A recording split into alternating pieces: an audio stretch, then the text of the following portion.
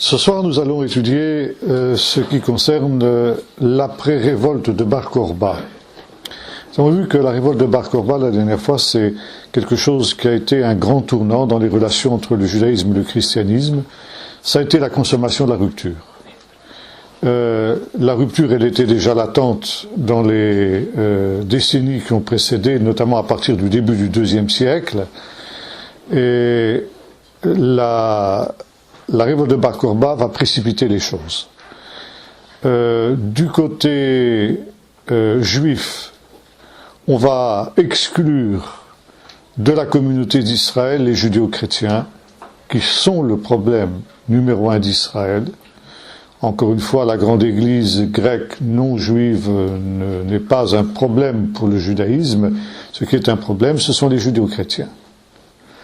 Et dans la mesure où les judéo-chrétiens ont refusé de participer à la révolte, ils sont considérés comme des traîtres, des renégats, et par conséquent, ils sont définitivement exclus de la communauté d'Israël. Et les relations, plus ou moins harmonieuses, qu'il y avait avant la révolte de Bar Korba entre les judéo-chrétiens et les juifs orthodoxes, vont considérablement se détériorer après cette période. Il va y avoir, on a vu, une véritable polémique antichrétienne qui va naître au sein du judaïsme, qui va partir de prémices qui sont totalement non historiques, mais qui ont un but, disons, apologétique et en même temps aussi qui sont une défense. Parce que le judaïsme va se sentir à ce moment-là aussi menacé dans son existence, du côté chrétien. La communauté chrétienne, dans son ensemble, ça veut dire l'Église juive et la grande Église, sont encore minoritaires par rapport au peuple juif à cette période-là. Mais de plus en plus, le christianisme, bien que persécuté, et il va l'être au même titre que le judaïsme après la révolte de Bar Korba, sent qu'il a le vent en poupe, et par conséquent adopte de plus en plus une attitude triomphaliste vis-à-vis du judaïsme.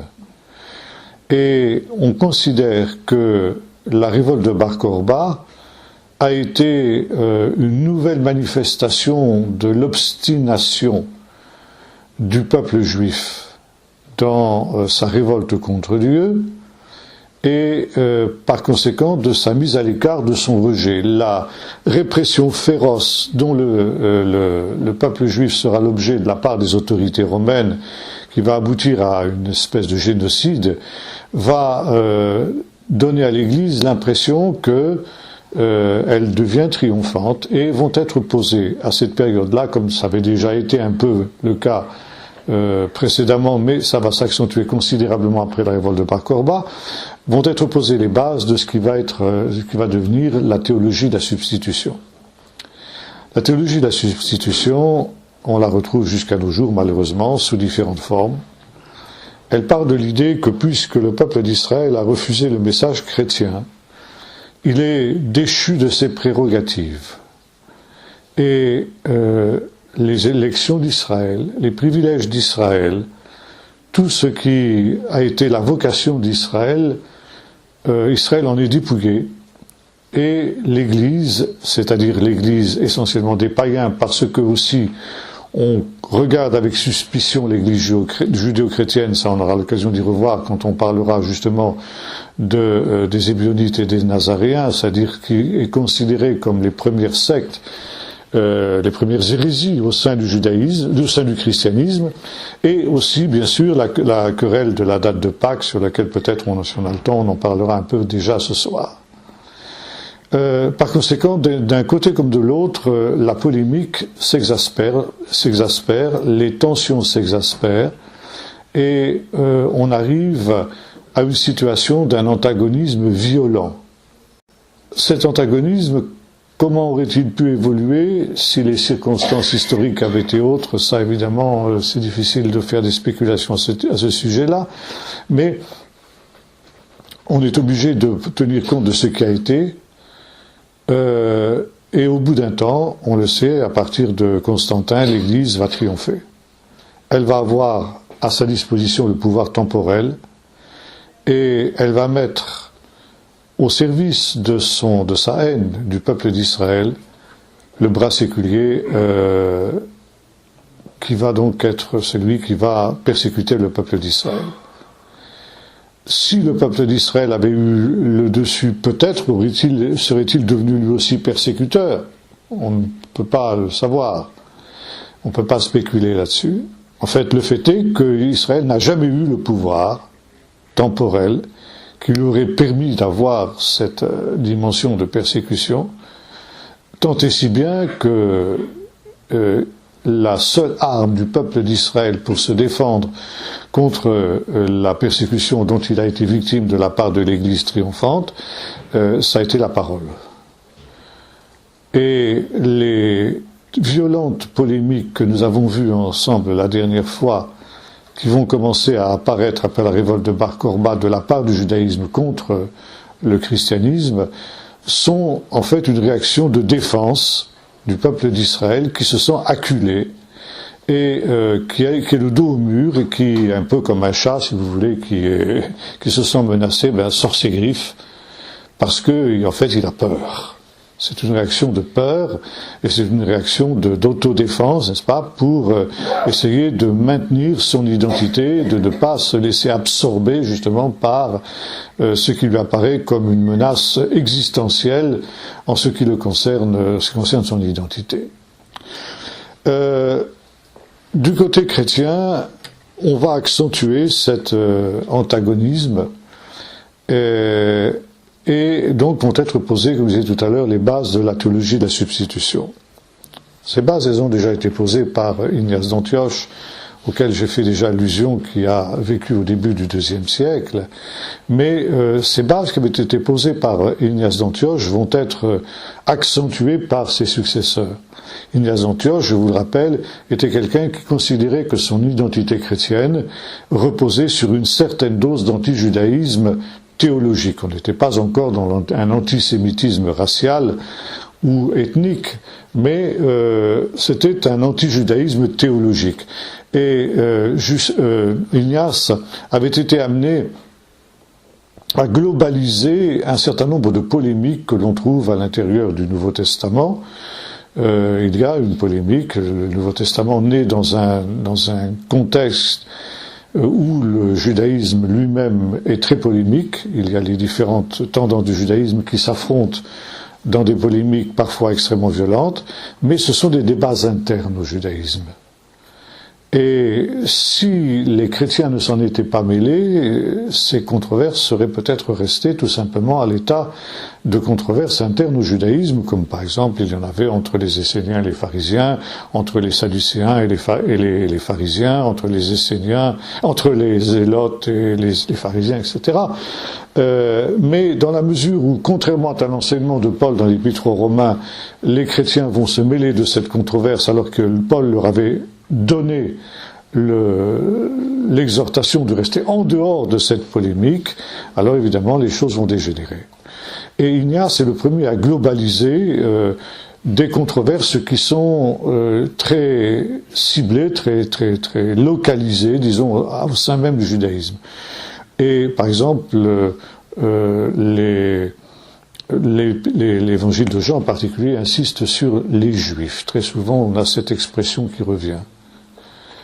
On considère aujourd'hui, même dans certains milieux chrétiens, que ce terme est volontairement péjoratif, discourtois et, disons, disqualificateur vis-à-vis du peuple d'Israël. Et c'est une des raisons pour lesquelles beaucoup de théologiens modernes vont jusqu'à considérer que l'épître de Jean plutôt l'évangile de Jean est un évangile qui est antisémite. Quand nous regardons justement, nous lisons l'évangile de Jean avec attention, nous constatons qu'il y a 3 utilisations du mot juif dans l'évangile de Jean. Des endroits où le mot est tout simplement neutre. Il désigne donc le peuple d'Israël en tant que groupe ethnique. Il y a d'autres moments où il est absolument positif. Par exemple, dans le chapitre 4 de l'Évangile, dans l'entretien entre Jésus et la Samaritaine, quand Jésus déclara que le salut vient des Juifs. Et il est vrai qu'il y a des moments où il est négatif. Pourquoi, justement, Jean emploie-t-il le terme juif qui a une tendance globalisante, même quand il s'agit d'une minorité qui, au sein du peuple d'Israël, s'est opposée à Jésus? Eh bien, tout simplement, on a un parallèle semblable quand on lit les écrits de Joseph, Flavius Joseph, l'historien juif du 1er siècle, qui était juif lui-même, qui se voulait juif, qui se revendiquait juif et qui était fier d'être juif, mais qui, lorsqu'il parlera de ce qu'il considère comme les ennemis internes du peuple d'Israël, les zélotes, n'hésitera pas à faire une espèce de globalisation lui aussi, en disant « les Juifs ». En fait, on trouve aussi le même phénomène dans les Actes des Apôtres. Et on constate que lorsque des auteurs juifs parlaient à des non-juifs, eh bien, ils précisaient toujours que ceux auxquels ils faisaient allusion étaient des juifs. Ça ne voulait pas dire qu'il y avait une globalisation, ça voulait dire qu'il s'agissait d'être clair vis-à-vis du public non-juif qui lisait ces écrits-là. Et l'évangile de Jean est destiné à des non-juifs. Et il ne faut pas s'étonner qu'on trouve cette expression « les juifs », même qu'ici parfois cela signifie les ennemis de Jésus au sein du peuple d'Israël. Il y a une autre, bien sûr, Ignace va être le premier qui va, si j'ose dire, sauter sur cette occasion pour dire tous les Juifs sont donc des ennemis de Jésus. C'est tout le peuple d'Israël qui s'est tourné vers Jésus, et il est le premier à évoquer ce cliché qu'on retrouve jusqu'à nos jours dans beaucoup d'églises, à savoir que cette foule qui acclamait Jésus le jour des rameaux était la même qui criait « Crucifie-le » le jour du vendredi saint. C'était cette même foule qui avait déclaré que son sang soit sur nous et sur nos enfants, et les pères de l'Église de la première génération ont été les premiers à déclarer que cette malédiction était quelque chose qui allait poursuivre le peuple d'Israël jusqu'à la fin des temps, parce que le peuple d'Israël avait commis le crime le plus abominable auquel on puisse penser, c'est-à-dire le meurtre de Dieu, donc la première mention du déicide qui apparaît à cette période-là également. Donc on voit ici les éléments d'une polémique théologique anti-juive qui fait la base même de la théologie chrétienne. La théologie chrétienne qui naît de cette volonté de se couper de ses racines juives pour faire de la philosophie grecque les racines de la foi chrétienne, considère évidemment que le peuple d'Israël est quelque chose qui est devenu inutile. Si on a pour base et pour racine la philosophie grecque, Israël n'a plus de raison d'être. Israël n'a plus d'utilité aucune. Non seulement Israël n'a plus d'utilité, mais c'est quelque chose de gênant. Et par conséquent, c'est quelque chose qu'il faut faire disparaître. D'où cette polémique qui, au départ, encore une fois, n'est pas forcément une polémique antiraciale ou ethnique, etc., mais tout simplement, théologiquement, Israël est devenu une gêne qu'il faut neutraliser, qu'il faut nier pour pouvoir glorifier l'Église. Et les successeurs d'Ignace, surtout après la révolte de Bar Korba, vont reprendre toutes ces idées-là pour les amener à un stade qui va définitivement empoisonner les rapports entre l'Église et la synagogue. Ignace était quelqu'un qui considérait que son identité chrétienne reposait sur l'antijudaïsme. On ne peut pas être un bon chrétien si l'on n'est pas ennemi d'Israël sur le plan théologique. Il ne s'agit pas d'aller plus loin que cela, mais de nier la valeur théologique du peuple d'Israël dans la perspective de la Nouvelle Alliance. Ça veut dire que, à partir du moment où les païens sont inclus dans l'Église, automatiquement, cela signifie que le peuple d'Israël, les Juifs, en sont exclus. L'alliance est exclusive. Si cette alliance passe aux païens, ça veut dire que les Juifs n'ont plus rien à faire dans cette alliance. Ils sont exclus, ils sont expulsés de cette alliance, et maintenant, les privilèges d'Israël passent donc aux païens. À cette période-là, on a un écrit qui est un des premiers écrits antithéologiques qui développe un peu toutes ces idées-là. Il est écrit par un anonyme qui signe du nom de Barnabas, un des collaborateurs de Paul, comme on le sait, et que l'on appelle pour cette raison l'épître du pseudo-Barnabas. C'était une coutume qui était assez répandue à cette époque, où circulait un tas d'écrits qu'on appelle des pseudo-épigraphiques, ça veut dire des écrits qui sont écrits sous un faux nom, qui sont mis sous le patronage d'un personnage important, par exemple d'un apôtre, on a des évangiles de Pierre, on a un livre des actes de Pierre, on a des écrits de ce type-là. Et donc on a ici un écrit de quelqu'un qui signe Barnabas, mais qui n'a rien à voir avec le Barnabas historique. Je voudrais vous lire un extrait de cet épître de Barnabas. C'était un de ces textes que mon professeur du Nouveau Testament, quand j'étais à Jérusalem, ne voulait pas du tout lire à ses étudiants. Il me disait, un peu confidentiellement, jamais je n'oserais lire à mes étudiants les délires que les pères de l'Église ont pu écrire concernant le peuple d'Israël. Ce soir, je vais vous en lire quelques extraits. Je commence par cet épître de Barnabas. Prenez garde à vous, et ne soyez pas comme certains, qui disent que l'alliance est pour eux autant que pour nous. Pour eux, c'est-à-dire pour les Juifs. Ça veut dire que si l'alliance est pour nous les païens, elle n'est plus pour les Juifs. Les Juifs sont exclus. Elle est pour nous car ils l'ont totalement perdue juste après qu'elle ait été donnée à Moïse. Et ça, c'est intéressant, c'est une allusion au fait que lorsque Moïse est descendu de la montagne du Sinaï avec les premières tables, il a trouvé le veau d'or, et vous savez qu'il a brisé les tables.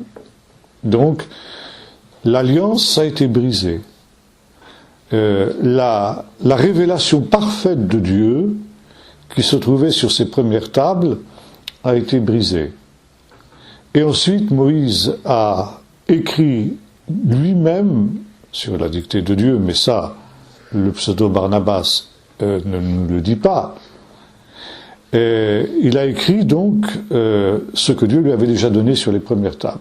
Mais pour Barnabas, il s'agit d'une révélation qui était moindre que la première. Une révélation qui, en réalité, était une condamnation du peuple d'Israël. Et la Torah, il va jusqu'à prétendre que la Torah de Moïse, la Torah du peuple d'Israël, est une Torah qui a été communiquée par des mauvais anges. Et par des démons, en quelque sorte. Et par conséquent, que la Torah, c'est quelque chose de diabolique.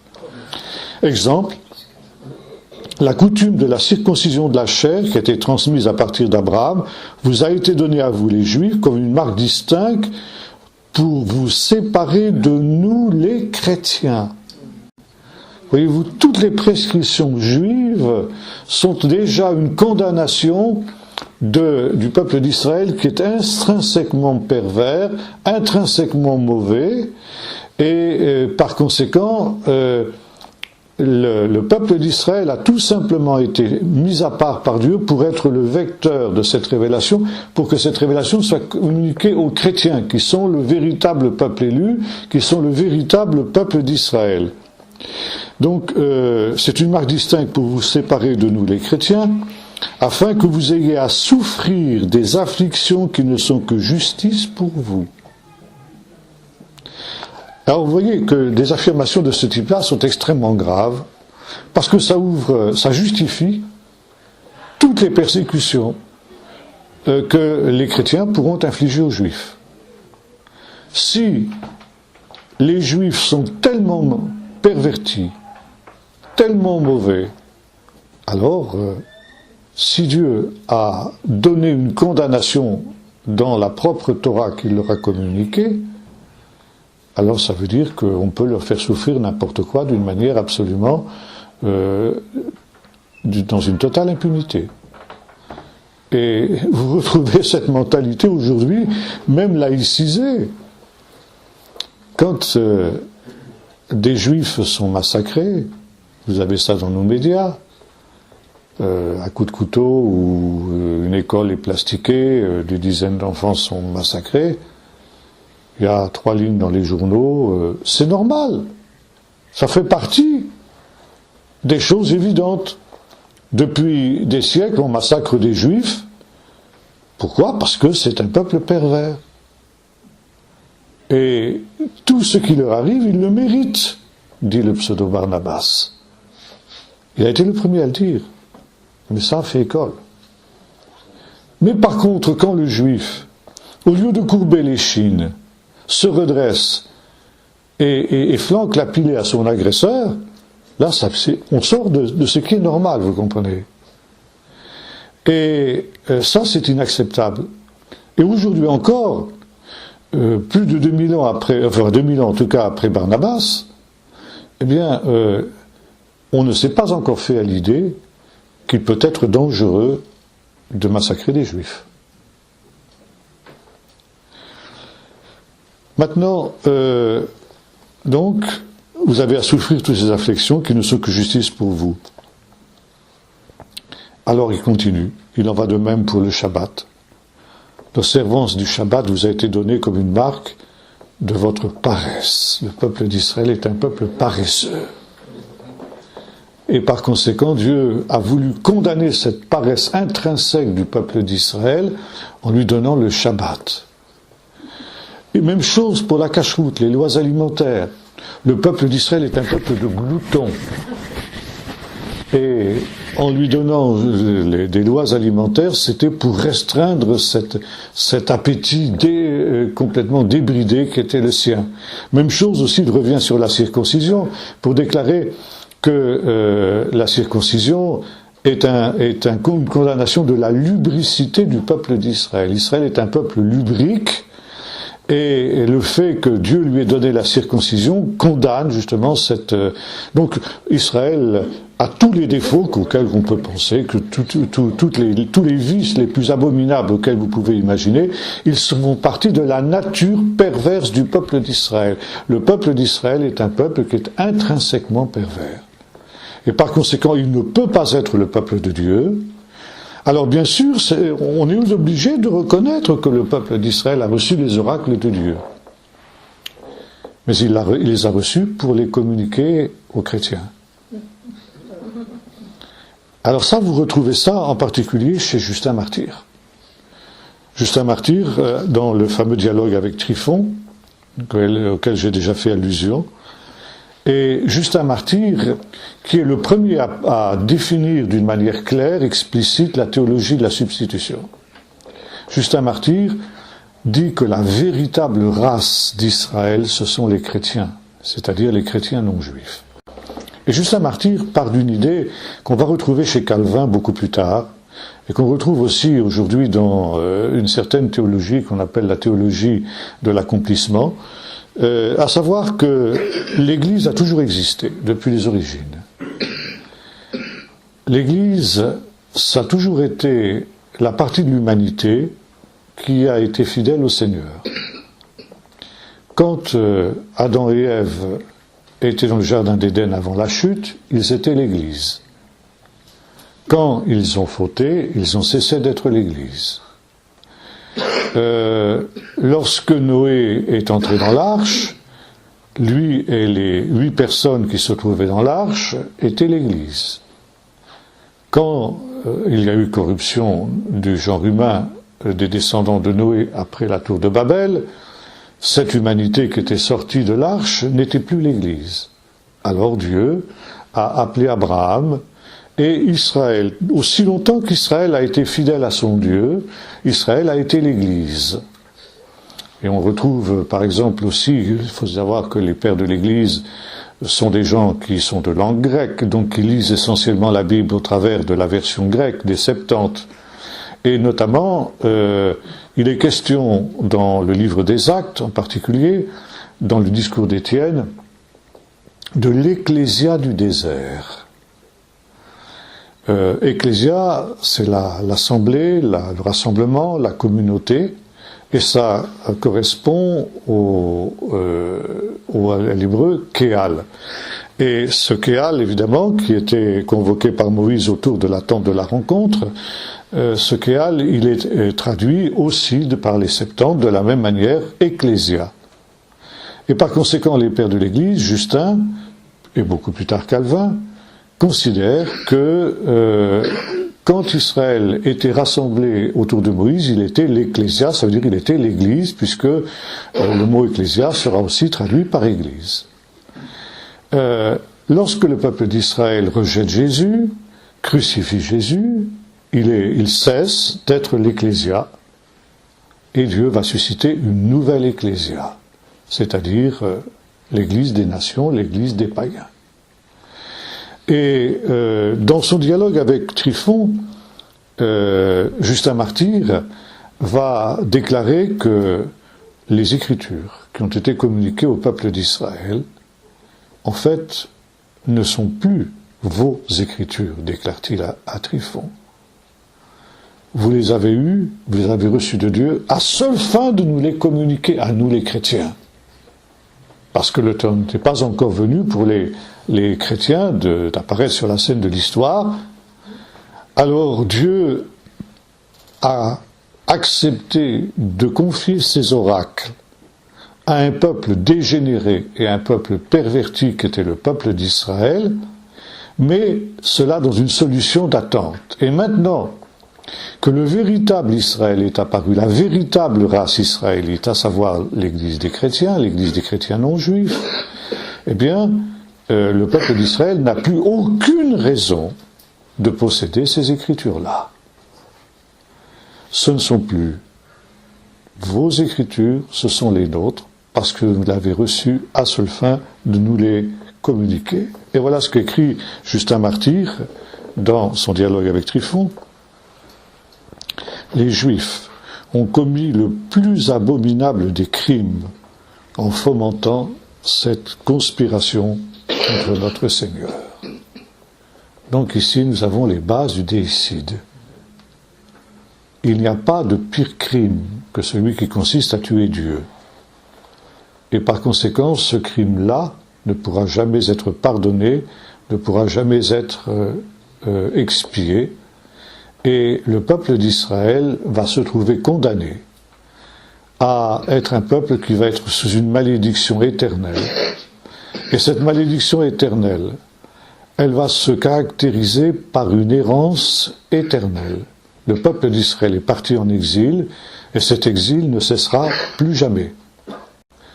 Augustin, beaucoup plus tard, va affiner encore cette idée-là, en affirmant que le peuple d'Israël ne sera pas exterminé. Il durera éternellement. Il existera éternellement. Mais il existera dans un état d'humiliation, dans un état de souffrance permanente, pour être un rappel de ce qui arrive lorsqu'on abandonne les voies de Dieu. Et pour être, pour les chrétiens, un exemple à ne pas imiter. Et Augustin invite les autorités civiles, qui sont en principe devenues chrétiennes, à la période qui est la sienne, à donner aux Juifs un statut d'infériorité, d'humiliation. Humiliez-les. Il faut qu'ils soient humiliés. D'abord parce que cela peut les amener eux-mêmes à réfléchir, et on peut, par ce moyen-là, peut-être en sauver quelques-uns. c'est-à-dire amener quelques-uns à se tourner vers Jésus pour échapper à cet état d'humiliation. Vous voyez les motivations profondément spirituelles d'une pareille évangélisation entre guillemets, mais surtout pour que les chrétiens sachent ce qu'il leur en coûterait s'ils suivaient le même chemin que les Juifs. Très intéressant de noter que ce statut de citoyen de second ordre, qui est préconisé par Augustin, et qui déjà existait un peu dans son temps, en particulier avec Justinien, le deuxième empereur chrétien après Constantin, va être repris par les musulmans, lorsque les musulmans vont conquérir le monde chrétien, et ça va se retourner contre eux. Ça va être la base même du statut de dhimmi. Et les musulmans vont avoir la même pensée, humilier les peuples du livre, c'est-à-dire les juifs et les chrétiens, leur donner un statut de second ordre, les brimer, les amener dans une situation de crainte permanente, pour les exhorter à se convertir à l'islam, pour les inciter par ce moyen à se convertir à l'islam, et pour ceux qui ne voudraient pas se convertir à l'islam, pour qu'il soit aussi un avertissement pour les musulmans qui seraient tentés d'apostasier, et pour empêcher justement que les musulmans ne soient tentés de se tourner vers le christianisme ou vers le judaïsme. Alors voyez-vous, juste retour des choses d'une certaine manière. Les chrétiens qui avaient élaboré ce statut pour les juifs voient ce statut se retourner contre eux. On te mesurera avec la mesure dont tu as mesuré les autres, a dit Jésus, et c'est exactement ce qui va se passer pour le christianisme, c'est exactement ce qui va nous arriver à nous, ici en Europe, si les choses ne changent pas et s'il n'y a pas un sursaut du christianisme dans notre pays. Bon, ça c'est une autre histoire. Donc, ici, nous arrivons à une situation où il va y avoir on va extrémiser les positions de Ignace d'Antioche. Ignace d'Antioche avait posé un certain nombre de bases, par exemple la globalisation dont je parlais tout à l'heure. Et là, ce ne sont plus seulement les juifs johanniques qui sont considérés comme les représentants de l'ensemble du peuple, mais les pharisiens. Bon, les pharisiens étaient une minorité au sein du peuple d'Israël. Il n'y avait que quelques milliers sur l'ensemble du peuple d'Israël. Ils étaient très influents. C'était les leaders spirituels du peuple, mais ils étaient une minorité. Et d'autre part, parmi les pharisiens, comme nous avons l'occasion de le voir, tous les pharisiens n'étaient pas des hypocrites, loin s'en faut. Mais dans la mesure où les pharisiens dans les évangiles apparaissent comme les principaux ennemis de Jésus, ou plutôt des adversaires, c'était pas à proprement parler des ennemis, mais disons des adversaires, dans une controverse, dans des controverses théologiques qu'ils pouvaient avoir avec eux, eh bien on va globaliser. Tous les juifs sont des pharisiens. Tous les juifs sont des hypocrites. Et l'hypocrisie des juifs est quelque chose qui n'est plus à démontrer. Un juif est forcément fourbe. Et vous savez que jusqu'à Jean 23, dans la liturgie du Jeudi Saint, il y avait une prière qui était adressée au Seigneur, dans l'office de l'après-midi. Nous te prions, Seigneur, pour les perfides juifs. Perfidie Iudei. Alors évidemment, on a prétendu que cette expression ne signifiait pas exactement perfide, etc., mais c'était des gens qui n'avaient pas la foi. Mais comme l'avait noté Jules Isaac, il est quand même intéressant de noter que cette prière pour les perfides juifs faisait partie de tout un ensemble de prières pour d'autres sujets, et chaque fois que on prononçait une prière dans ce sens-là, on faisait une genuflexion. Mais quand il était question des perfides juifs, on ne faisait pas de genuflexion. Et vous savez comment Jean 23 a interrompu l'office du Jeudi Saint au moment où il y a eu cette demande pour les perfides juifs, en demandant à l'officiant de ne pas lire cette demande-là. Ça a été le moment où cette abominable prière, en quelque sorte, a été abolie de l'office romain jusqu'à nos jours. Mais il a fallu attendre Jean 23 pour que cela soit. Et ça remonte justement à l'époque des pères de l'Église.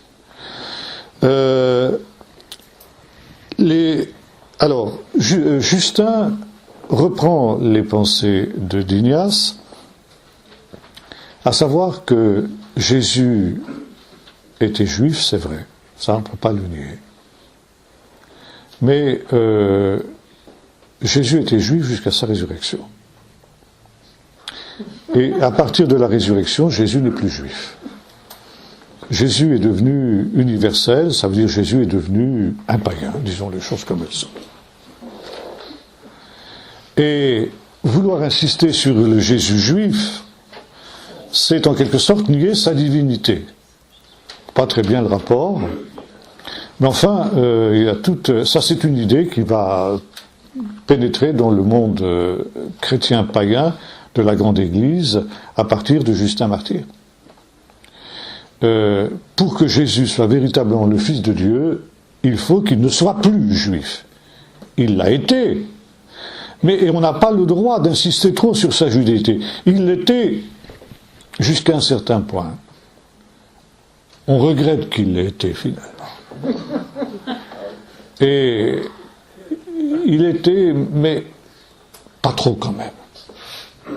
Il ne faut pas insister trop sur la judéité de Jésus.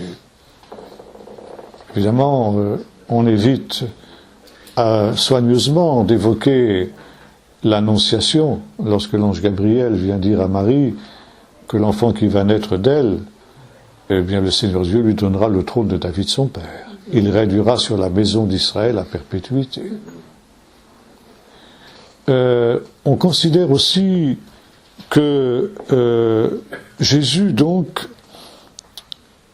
était un être qui, finalement, n'était pas véritablement un être humain.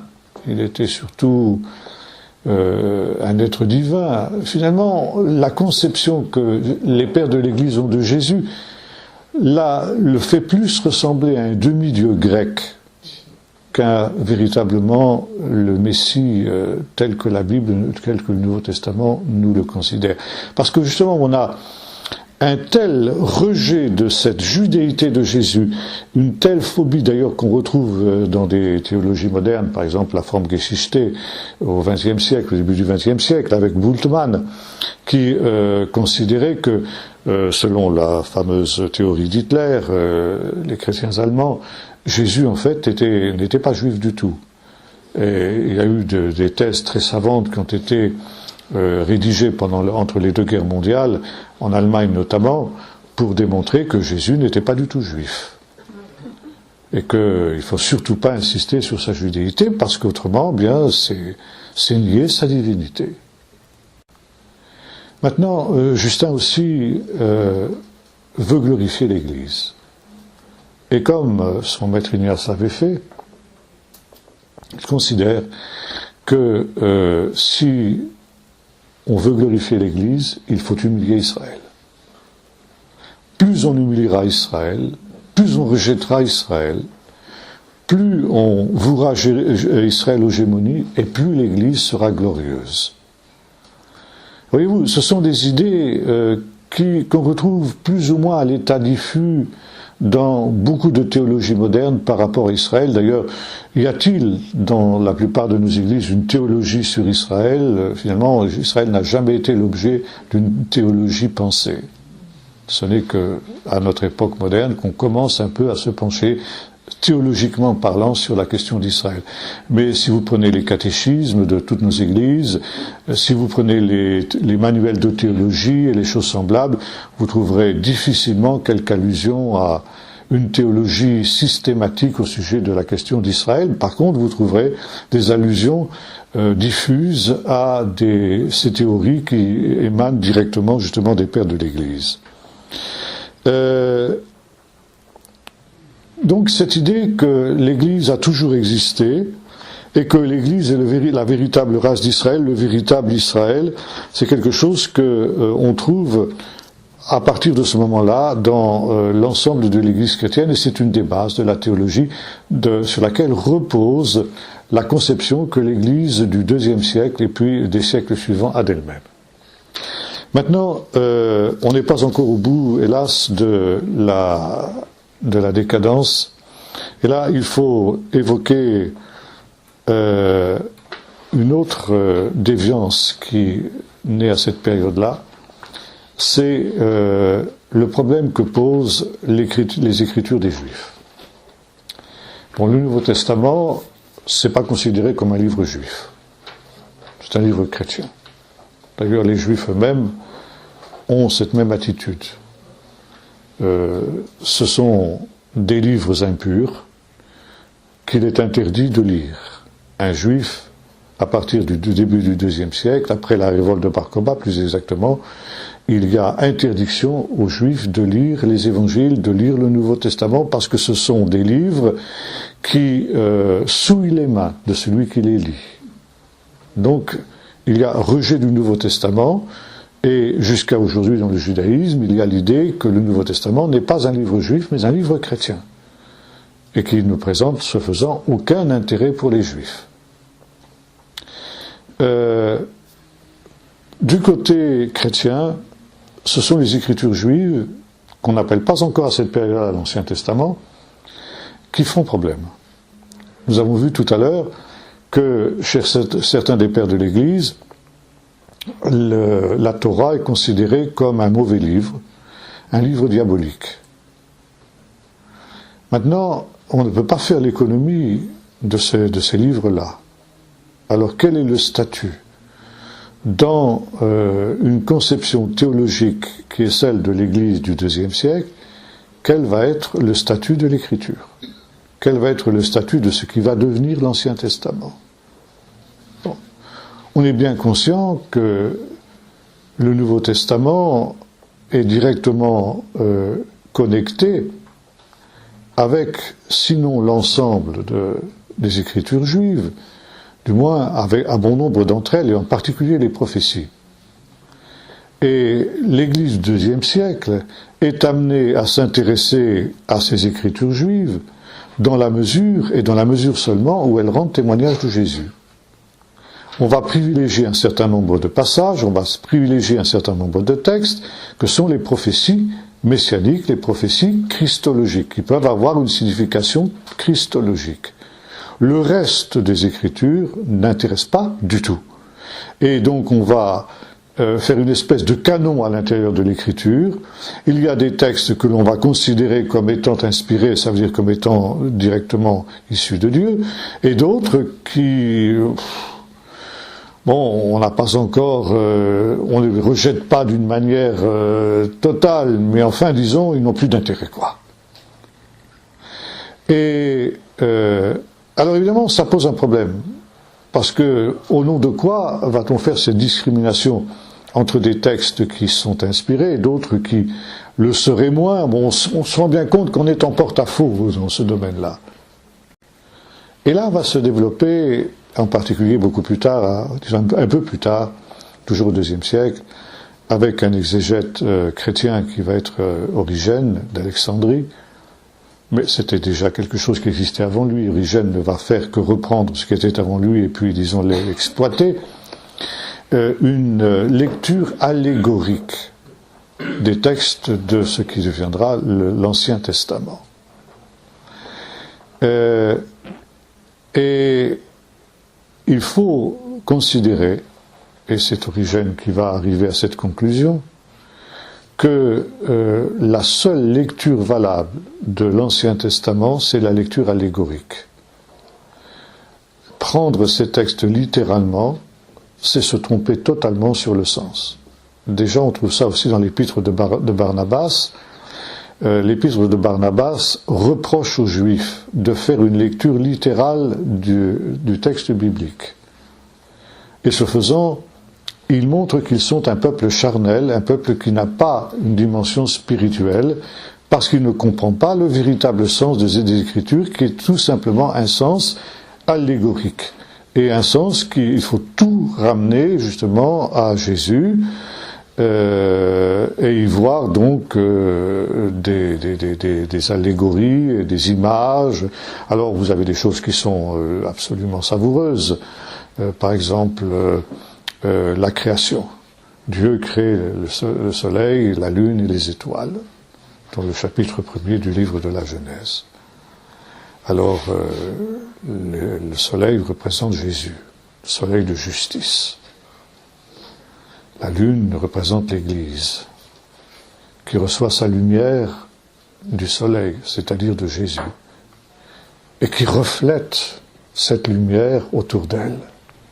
Voyez-vous ? Alors ça, c'est le véritable sens de ce texte-là. Il ne faut pas le prendre au sens premier, il ne faut pas le prendre au sens littéral, il faut le prendre au sens allégorique. Et j'en passe et des meilleurs dans ce domaine-là. Cette vision allégorique où vous avez des élucubrations, mais qui sont absolument aberrantes et, je dirais même, risibles parfois. Mais pour les pères de l'Église, c'est la seule manière véritable et authentique de lire l'Écriture. Et ce problème qui est latent au milieu du IIe siècle, quel est le statut de l'Écriture des Juifs qui sont un peuple rejeté? Quel est le statut de ces Écritures pour l'Église chrétienne? Alors ça, il va y avoir une nouvelle crise très profonde qui va, elle aussi, accentuer encore le fossé qui a été créé entre juifs et chrétiens et qui est le fait d'un individu qui s'appelle Marcion. Marcion était un philosophe grec, quelqu'un qui était marqué par la philosophie grecque, un dualiste gnostique néoplatonicien. Alors, je vais expliquer ce terme.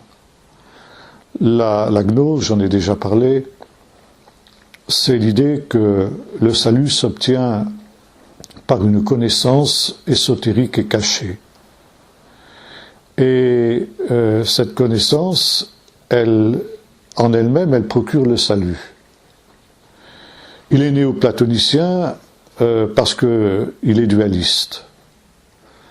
Platon et ses disciples considéraient qu'il y avait deux réalités, la matière et l'esprit. La matière était mauvaise, l'esprit était bon. Et le problème du bien et du mal résultait du fait qu'il y avait conflit entre l'esprit et la matière. Et c'est le drame de l'être humain.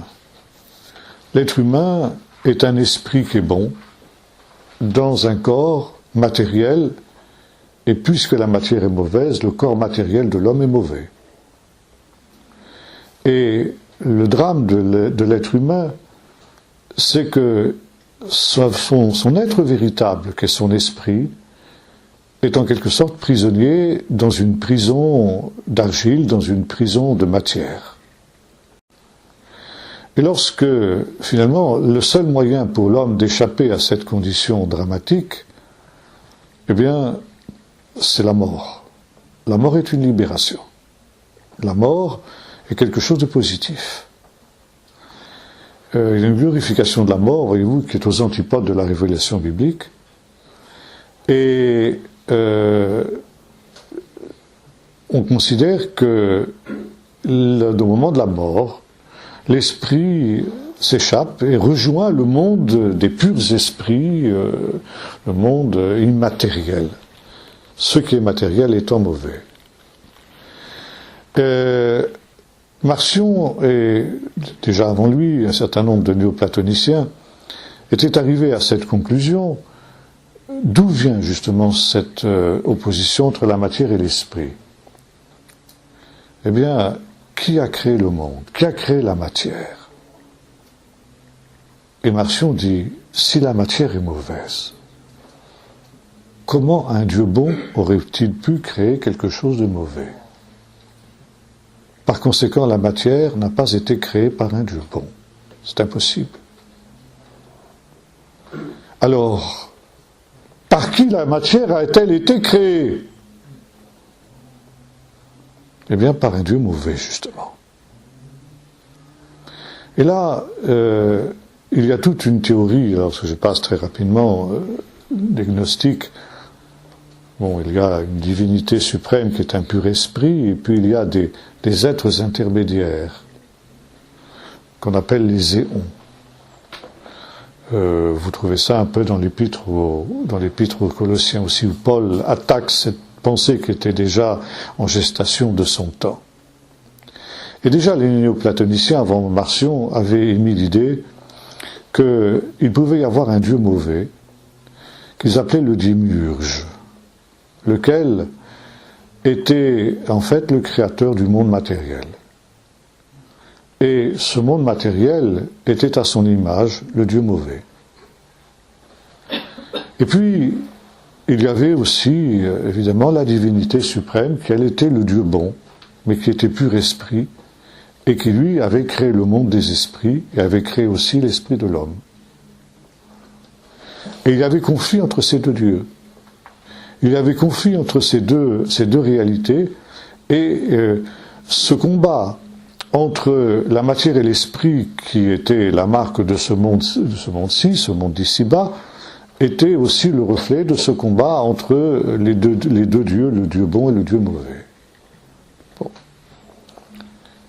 Marcion a repris cette idée, et il l'a améliorée et perfectionnée en disant, ce Dieu mauvais, ce Dieu qui a créé la matière, c'est l'Éternel, le Dieu des Juifs. Puisque ce Dieu a communiqué au peuple d'Israël, qui est un peuple mauvais, qui est un peuple intrinsèquement perverse, comme on le sait, déjà avant Marcion, on n'a rien inventé, il a repris tout simplement ce que ses devanciers, dont nous avons parlé, avaient dit. Et par conséquent, il leur a donné des écritures qui étaient mauvaises, il leur a donné une religion qui était mauvaise, il leur a donné des lois qui étaient mauvaises, et le culte grossier, le culte matériel qui est celui des Juifs, qui tranche avec le culte en esprit et en vérité des chrétiens, manifeste qu'effectivement le Dieu d'Israël est un Dieu mauvais. C'est le démiurge. Israël est une religion charnelle. La religion d'Israël est une religion charnelle, une religion matérielle, une religion grossière, parce qu'elle est le fruit de cette révélation qui vient de ce Dieu mauvais qu'est le démiurge. À côté de cela, il y a le Dieu bon. Et ce Dieu bon, c'est Jésus. Et pour glorifier Jésus en tant que Dieu de l'esprit, etc., d'ailleurs, c'est assez contradictoire, puisque là, on touche au problème de l'incarnation. Eh bien, Marcion est presque amené à nier pratiquement l'humanité de Jésus. Jésus avait un corps, ça c'est embêtant quand même. Il avait un corps matériel. Mais non, il n'avait pas un corps matériel. Il avait un corps qui avait l'apparence d'être matériel. Mais ce n'était pas vraiment un corps matériel qu'il avait. Et après, on arrive à une autre hérésie qui va marquer l'histoire de l'Église, qu'on appelle le docétisme, à savoir que on arrive aussi au problème de la résurrection, de la crucifixion et de la résurrection. Jésus n'a pas été crucifié. C'est impossible, puisqu'il n'avait pas de corps matériel. Et en fin de compte, qui a été crucifié? Un sosie. Quelqu'un qui avait son apparence. Mais le véritable Jésus, lui, est remonté au ciel avant la crucifixion. Et la crucifixion, c'est tout simplement une apparence. C'est très intéressant de noter que cette idée est passée dans l'islam jusqu'à aujourd'hui. Ça nous vient directement de Marcion. Et par conséquent, Marcion fait une opposition entre ce qu'il va appeler, c'est lui qui est le premier à employer l'expression Ancien Testament. L'Ancien Testament, c'est cette écriture qui était l'écriture des Juifs. Une écriture qui est donnée par un mauvais Dieu, par des mauvais anges, qui est entièrement mauvaise et qui par conséquent doit être entièrement rejetée. L'Église de l'époque de Marcion, l'Église officielle, était gênée avec l'écriture juive, on l'a vu tout à l'heure. Mais elle ne la rejetait pas entièrement. Et elle retenait les prophéties, elle en faisait une lecture allégorique, on l'a vu. Mais par contre, Marcion lui la rejette totalement. Et il ne va garder que le Nouveau Testament, parce que le Nouveau Testament est la révélation du Dieu bon, de Jésus. Mais même dans le Nouveau Testament, il y a des choses qui sont gênantes. Parce qu'effectivement, elle nous parle, entre autres choses, de la judéité de Jésus. Comment Jésus pouvait-il être juif, puisque le peuple d'Israël est entièrement mauvais? Il est la création de ce Dieu mauvais. Donc Jésus n'était pas juif. Mais comment se fait-il que certains textes du Nouveau Testament nous parlent de Jésus juif? Comment se fait-il qu'il soit fait allusion dans le Nouveau Testament à la foi d'Israël? Par conséquent, il faut expurger le Nouveau Testament de tout ce qui est juif. Et c'est non seulement l'Ancien Testament, ce qu'il commence à appeler lui, Marcion, l'Ancien Testament, qui passe à la trappe, mais c'est également des passages entiers du Nouveau Testament, y compris des écrits de Paul, par exemple, qui doivent être expurgés. Et le critère, pour Marcion, le critère de ce qui est inspiré et de ce qui ne l'est pas, c'est ce qui est anti-juif. Tout ce qui peut paraître dans le Nouveau Testament avoir une connotation anti-juive est inspiré. Tout ce qui peut paraître favorable au peuple d'Israël n'est pas inspiré. Alors évidemment, là on tombe dans une extrême totale. Et Marcion va appeler ça le Nouveau Testament. Il a donc une écriture absolument réduite à peu de choses. Et ça pose un problème à l'Église officielle. Non pas que les idées de Marcion ne soient pas sympathiques à la majorité des pères de l'Église, ils s'y retrouveraient assez facilement. Mais quand même, les principaux leaders de l'Église de la fin du IIe siècle, on est ici à la moitié du IIe siècle, on est dans les années 140, 150 après Jésus-Christ, les responsables, les principaux leaders de l'Église chrétienne de cette époque-là se rendent compte que si on élimine ce qu'on commence à appeler, ce qu'on va appeler à partir de ce moment-là dans l'Église chrétienne l'Ancien et le Nouveau Testament, si on élimine l'Ancien Testament et un certain nombre de textes du Nouveau Testament, on scie la branche sur laquelle on est assis. Et on réalise bien que l'Ancien Testament est absolument indispensable à l'Église. Alors, que faire ? Eh bien, tout simplement, on va faire justement cet amalgame. On va prendre une voie moyenne et considérer les écrits juifs non pas en tant que norme, mais en tant que texte à interpréter. Et tout va être dans ce jeu subtil d'une interprétation de ces textes. Et on retrouvera dans le christianisme de cette période, jusqu'à une période récente, en tout cas pendant tout le Moyen-Âge, ce dualisme néoplatonicien, où la matière est mauvaise. Par exemple, quand le monachisme va naître, à partir du 4e, 5e siècle surtout, les pères du désert, qui sont les premiers moines, considèrent que le corps est mauvais.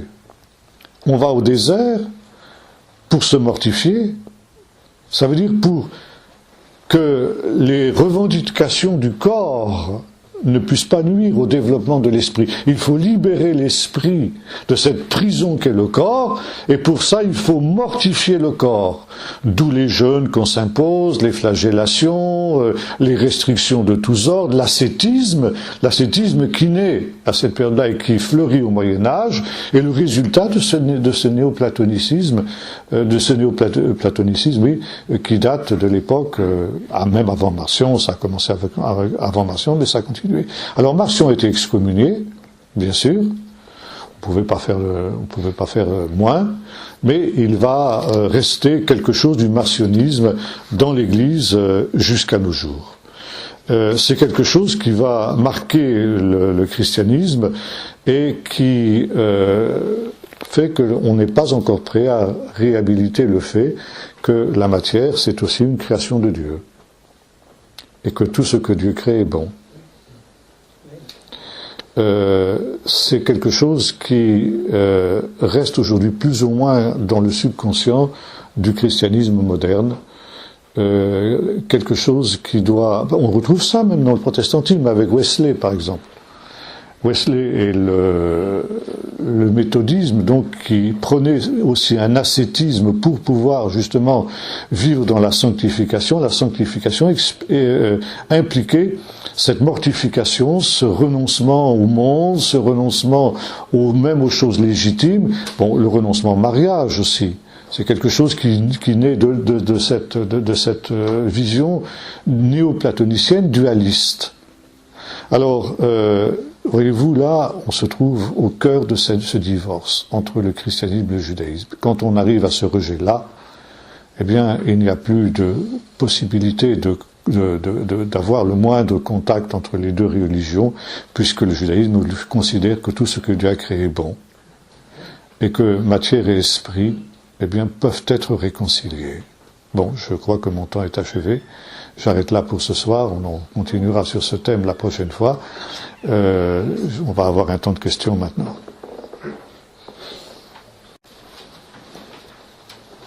Est-ce qu'il existe une nomenclature des pères de l'Église canonique ou cachère? Bien sûr. Tous ces noms qu'on nous donne. Bien sûr. Hein, est-ce qu'il existe une possibilité à être père et ceux qui ne le sont pas? Bien sûr. Parce qu'il me semble, je peux me tromper, avoir lu un prologue de Vatican II, dans lequel on dit que l'Église catholique, dont je suis, s'appuie sur les évangiles, l'Ancien Testament, et les pères de l'Église. Et les pères de l'Église, exactement. Sont considérés comme cachères. Voilà, exactement. Marcion a été excommunié, Origène aussi d'ailleurs. Oui, on aura l'occasion d'en reparler. Et de fait, comme vous employez cette expression, tous les pères de l'Église, pour l'Église romaine, ne sont pas cachers. Ah oui, c'est sûr, mais il y a une nomenclature, c'est sûr. Il y a ceux qui sont reconnus comme étant... Mais voyez-vous, même des gens comme Origène, qui en principe n'est pas est excommunié, il est hérétique, il est considéré comme hérétique, mais un certain nombre de ses idées sont passées dans la théologie officielle. On aura l'occasion d'y revenir quand on parlera d'Origène. Oui. Moi, je reviens un peu sur Marcion. Mais ces juifs-là, ce sont des êtres humains. Donc, ils ont une partie matérielle, mais aussi une partie spirituelle. Comment ça se fait que leur Dieu, c'est seulement l'éternel, le mauvais, et leur partie spirituelle a été créée par qui? Bon, le problème, on l'a vu, c'est que l'être humain est un esprit bon dans un corps mauvais, pour les néoplatoniciens, n'est-ce pas? Et déjà du temps de Platon, il faut, pour que l'être humain puisse vraiment s'épanouir, il faut qu'il domine les instincts de son corps, qu'il domine ses passions pour pouvoir permettre à l'esprit de se développer. Et c'est justement toute la différence entre Israël et l'Église. L'Église est une réalité, est un peuple spirituel qui adore en esprit et en vérité, et qui, par conséquent, maîtrise les instincts et les passions du corps, qui, s'il n'y prenait garde, pourrait l'entraîner là aussi où est Israël. Mais comme Israël est un peuple perverti dès ses origines, parce qu'il a été choisi par un peuple mauvais, par un Dieu mauvais, il est dans l'incapacité de dominer ses passions. Il est totalement contrôlé par ses passions. Il est totalement irrécupérable parce qu'il est sous l'emprise de ce Dieu mauvais, aussi longtemps qu'il ne l'a pas renié et aussi longtemps qu'il ne s'est pas tourné vers Jésus. Les Juifs qui individuellement se détournent de ce Dieu-là pour se tourner vers Jésus peuvent échapper à cette condition-là. Mais ceux qui restent captifs sous l'empreinte du démiurge, sous l'emprise du démiurge, eh bien, sont définitivement perdus. Il n'y a aucune chance pour eux d'échapper à cette condition dramatique qui est la leur, d'être un peuple entièrement charnel et entièrement dominé par ses passions. D'accord. avant de passer le micro, je reviens sur Wesley. Oui. Méthodisme, bon, on connaît à peu près. Oui. Mais en même temps, c'est un peu compliqué parce que la Bible nous appelle à renoncer au monde. Oui. Bien sûr, pas jusqu'à se mortifier le corps. Oui. Mais je pense que les méthodistes ne sont pas allés jusqu'à se mortifier le corps. Non, mais quelle est la limite, en fait? Justement, là, non, ils ne sont pas allés aussi loin que ont été les moines, par exemple. Mais si vous voulez, on frôle cette limite, je crois.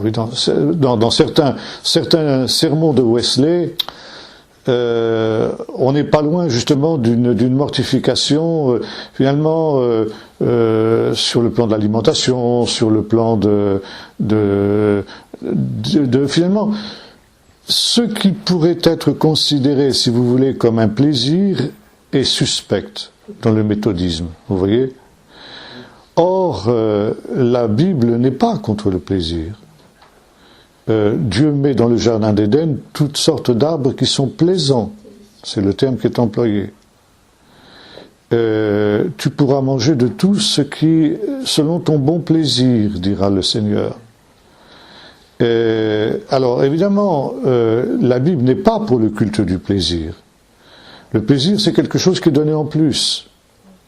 Mais la Bible n'est pas opposée au plaisir en soi. C'est pas quelque chose qui est mauvais. C'est quelque chose qui vient comme la récompense d'une attitude qui peut être éventuellement aussi quelque chose de bon. Dieu donne la joie. Vous relisez par exemple le livre de l'Ecclésiaste. L'Ecclésiaste n'est pas du tout contre ces choses-là. Voyez-vous ?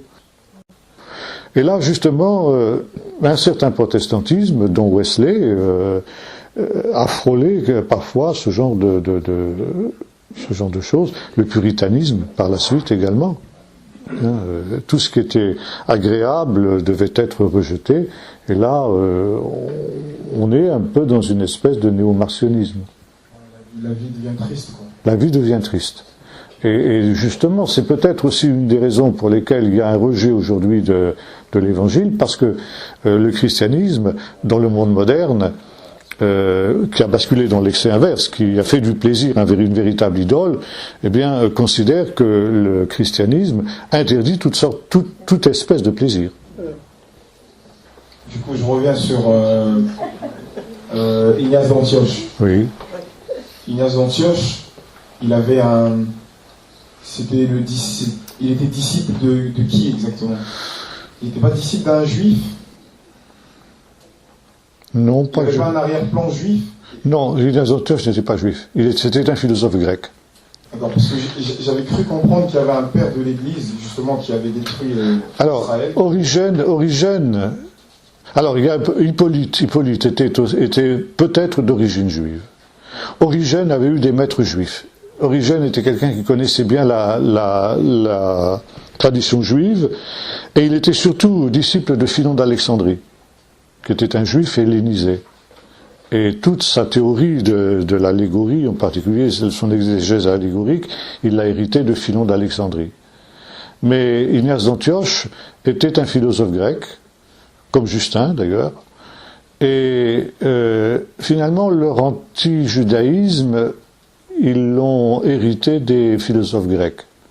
Ils ont recyclé dans le christianisme un anti-judaïsme, un antisémitisme qui était celui des philosophes grecs. Ils en ont hérité, ils l'ont développé, mais ils l'ont pas inventé. Je ne sais pas si ma question est en lien direct, mais à partir de quelle époque il y a eu ce basculement entre anti-judaïsme théologique et antisémitisme? À partir du début du IIe siècle avec Ignace d'Antioche. Ignace est le premier. Alors Ignace c'est celui qui... donc on est ici à la deuxième génération après les apôtres, donc c'est après la disparition physique des apôtres, et un nouveau leadership apparaît. Jusqu'alors, donc, les apôtres étaient le leadership et finalement tout ce qui était autour d'eux, de l'Église. À partir du moment où Jérusalem est détruite, et après la deuxième révolte de Bar Korba aussi, n'est-ce pas, l'Église juive, le judéo-christianisme, perd le leadership de l'Église en général. Et ce sont donc des lettrés, des intellectuels qui prennent la place. Ignace d'Antioche est le premier. Et donc là, on voit apparaître ce qu'on appelle disons, l'apparition de l'épiscopat. C'est-à-dire que les évêques remplacent les apôtres et se considèrent comme les successeurs des apôtres.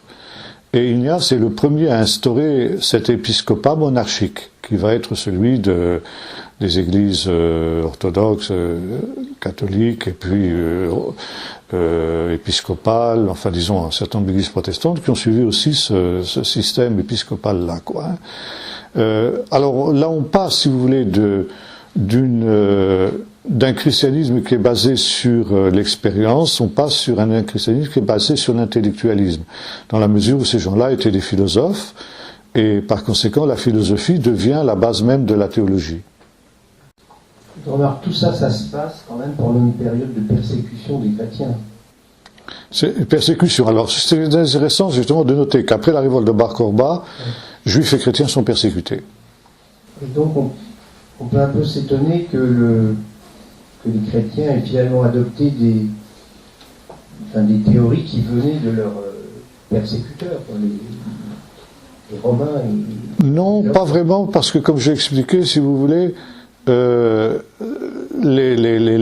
première génération des pères de l'Église, qu'on appelle les apologètes, voulaient justement combattre ces persécutions pourquoi? Ils s'étaient remontés à la base de la persécution. Pourquoi le christianisme était-il persécuté?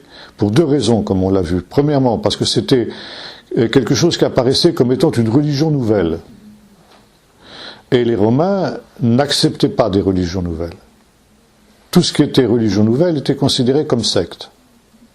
Et deuxièmement, parce que le christianisme était considéré, comme on le voit chez Tacite, comme une grossière superstition, c'est-à-dire la religion des gens, quelque chose qui ne tenait pas debout au point de vue intellectuel, la religion des petites gens, des esclaves. Seuls les esclaves et les gens de basse extraction avaient adopté le christianisme, ce qui a été vrai dans un premier temps. Or, justement, pour mettre fin à la persécution, les pères apologètes ont voulu combattre ces deux bases de l'antichristianisme des autorités romaines, à savoir démontrer que le christianisme était quelque chose d'une grande antiquité. Et notamment qu'il existait déjà à l'état latent chez les philosophes grecs. Les philosophes grecs ont été christianisés en quelque sorte par les pères de l'Église. Ça veut dire que des gens comme Platon, des gens comme Aristote étaient chrétiens sans le savoir. Ils avaient déjà les bases du christianisme. Donc le christianisme est une religion antique. C'est pas quelque chose de nouveau qui apparaît. Et deuxièmement, puisque c'est cohérent avec ce que le monde gréco-romain a produit de mieux, à savoir la philosophie, eh bien, c'est pas la religion des petites gens, c'est pas une grossière superstition, c'est au contraire quelque chose qui est une philosophie, une sagesse extrêmement profonde. Les Grecs cherchent la sagesse, disait Paul, et voyez-vous, les pères de l'Église ont fait exactement ce que Paul faisait, lui. Et Paul aussi aurait pu faire de la rhétorique et puis donc essayer de démontrer, comme l'ont fait les pères apologètes, que le christianisme était aussi une sagesse.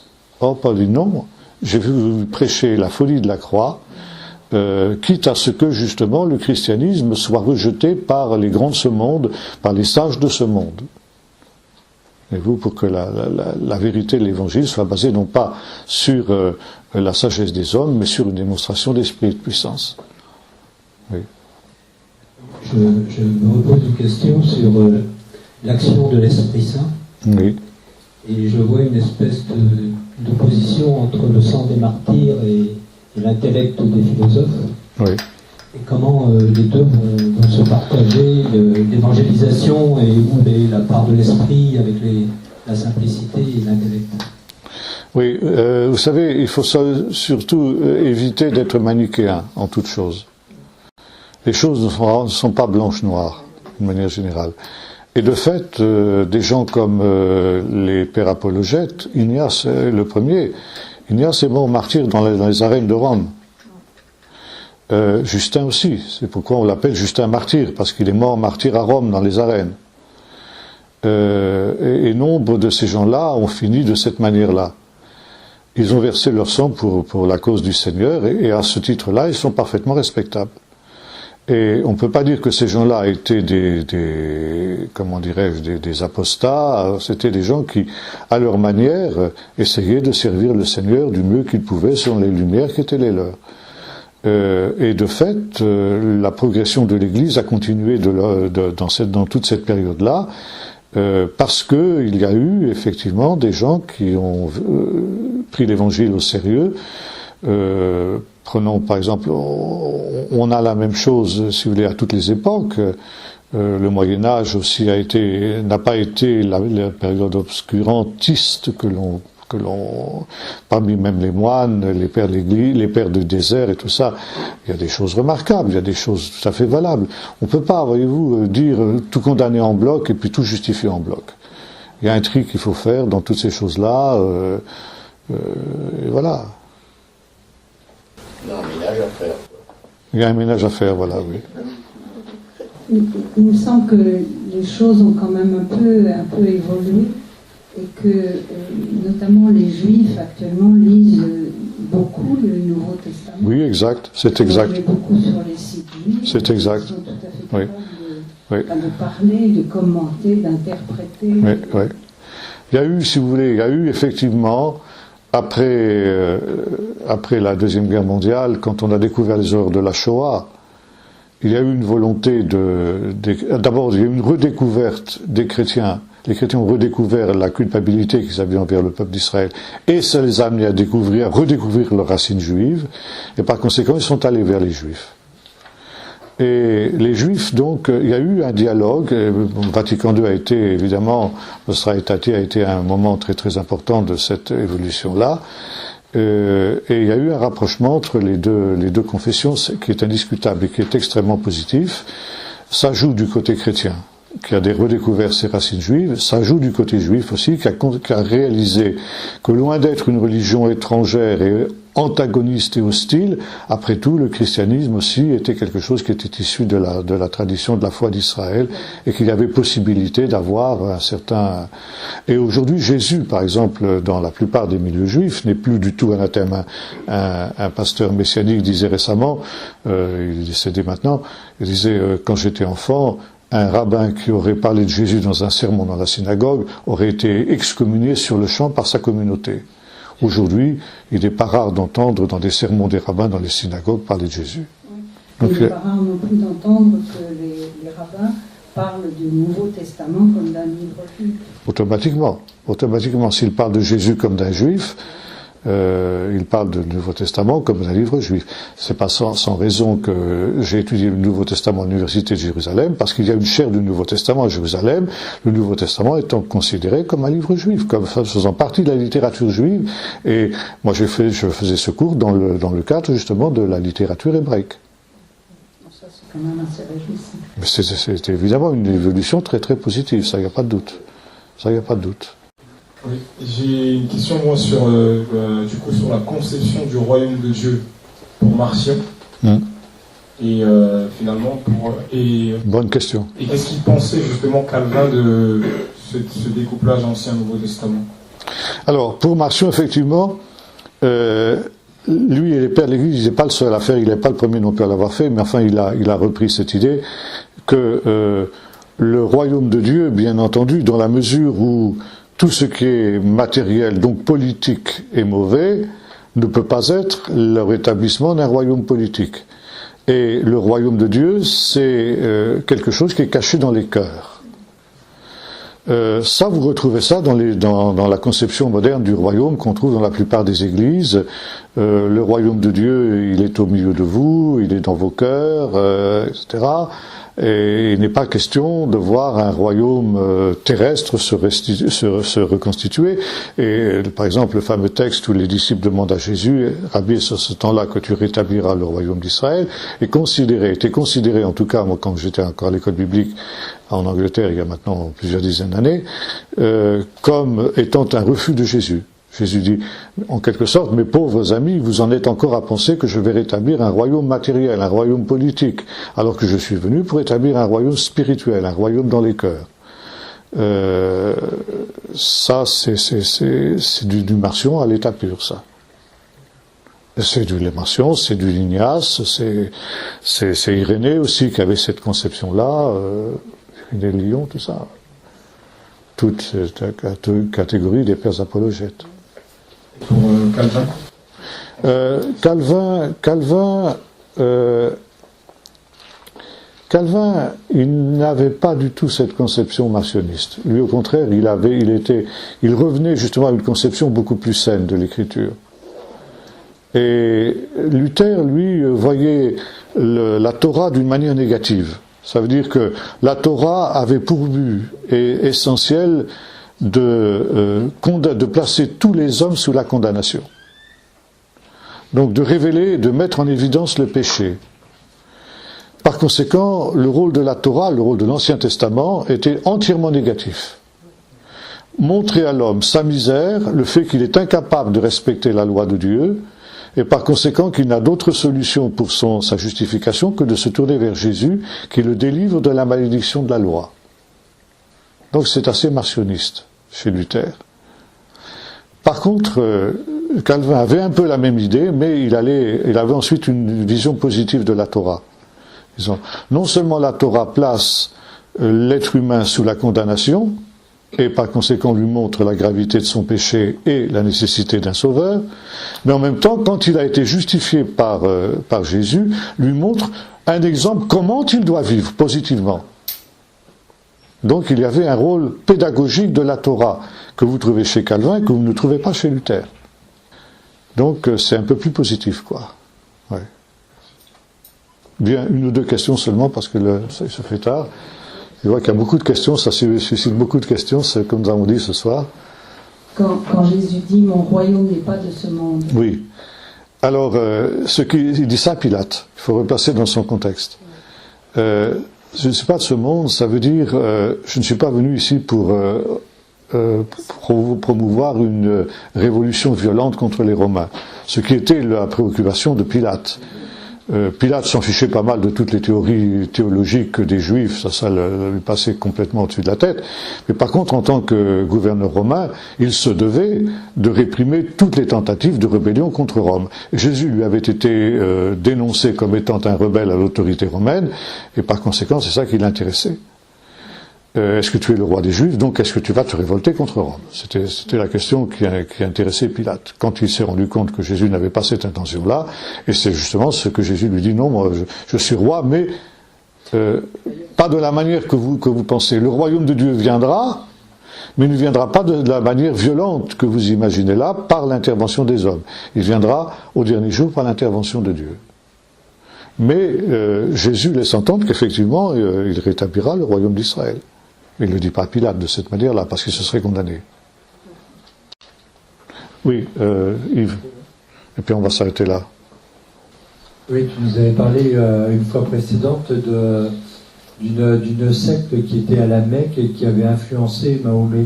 Oui. Est-ce que tu vas nous en parler plus tard ou est-ce que tu peux nous en dire quelques mots maintenant? Oui, c'est pas directement mon sujet, mais enfin on peut en parler. Le fait, justement sur le fait que Jésus n'a pas été crucifié. Les docètes, oui. C'est-à-dire que le docétisme fait partie d'une des hérésies de l'Église ancienne. Et il y avait deux hérésies qui étaient totalement opposées, l'arianisme et le docétisme. L'arianisme niait la divinité de Jésus. Jésus n'était qu'un simple homme, le fils de Joseph. Bien. Le docétisme, c'était l'inverse. Il niait la nature humaine de Jésus. Jésus était un être divin qui était descendu du ciel, qui avait pris une apparence humaine, mais qui n'avait que l'apparence humaine. Il n'était pas véritablement un homme. Et l'Église post-constantinienne a fait la chasse aux hérésies.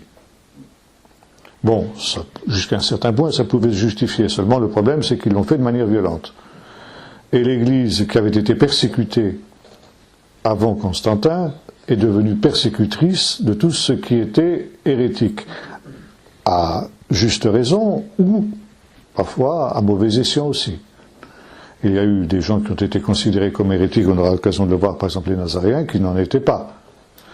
Mais il y a eu effectivement les docettes, où surtout l'organisme a été la grande question de l'Église jusqu'à Constantin. C'est finalement avec Constantin que la querelle arienne a trouvé sa conclusion avec le Concile de Nicée, la déclaration du Concile de Nicée.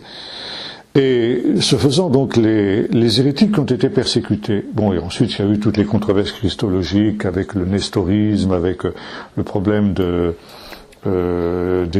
l'articulation des deux natures de Jésus. Bon, tout ça, c'est des controverses, c'est complexe. Et ceux qui ont été persécutés par l'Église officielle, donc les Melkites, comme on les appelait de Meller, c'est-à-dire le roi, ceux qui professaient la religion de César, la religion de l'empereur, donc la religion officielle de l'Empire romain, se sont exilés. En général, se sont exilés dans des déserts où ils étaient inaccessibles aux forces de police de l'empereur. Et de fait, beaucoup se sont réfugiés dans l'oasis de Yathriv, qui était donc Médine, qui est devenu Médine par la suite. Et on pense que Abdallah, qui était l'oncle de Mahomet, qui était en fait le véritable fondateur de l'islam, a eu contact avec ces gens-là. C'est la raison pour laquelle on retrouve les deux hérésies dans l'islam. D'un côté, Jésus n'est pas le Fils de Dieu, il est un simple homme. Et donc il y a la négation du dogme de la Trinité, considérée comme une abominable hérésie de la part des chrétiens pour les musulmans. Dieu n'a pas. Nous sommes des gens qui associons à Dieu. À l'unicité de Dieu, nous associons. Et c'est l'inscription qu'il y a sur la mosquée à Jérusalem, Dieu n'a pas de fils, il n'a pas engendré, il n'a pas enfanté. Et puis, il y a le docétisme, comme je l'ai expliqué, mais ça c'est l'influence de ces sectes qui étaient contradictoires, mais qui se retrouvaient ensemble parce qu'ils étaient persécutés de la même manière. Bien. On va s'arrêter là pour ce soir.